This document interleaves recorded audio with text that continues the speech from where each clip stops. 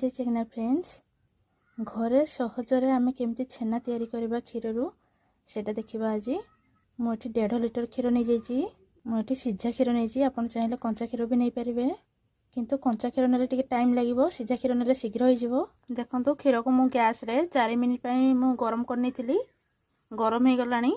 देखंतु एटे 4 बड़ चामच मु विनेगर नहीं जेठी सेथिरे अल्प पानी मिसेबा एतिकी बस। खाली विनेगर देले भी क्षीर छिड़ी जीवो किंतु खाली विनेगर देले कोन माना टे खट्टा लागो सेते पानी टिके यूज करले भलो। क्षीर गरम हो गले विनेगर पानी रो मिश्रण को दे देबा। हम एमती दे देबा। देखंतु आम क्षीर छिड़ीबार स्टार्ट हो गलानी। देखंतु आम छेना हो गलानी। एबे छाणी नेबा। आमे एमती गोटे बड़ जाली नै कि एमती छाणी नेबा। आमे सब छेना पर ठंडा पानी किछि ढाल देबा। देखंतु केते सारा छेना है जे हमर। Thank you for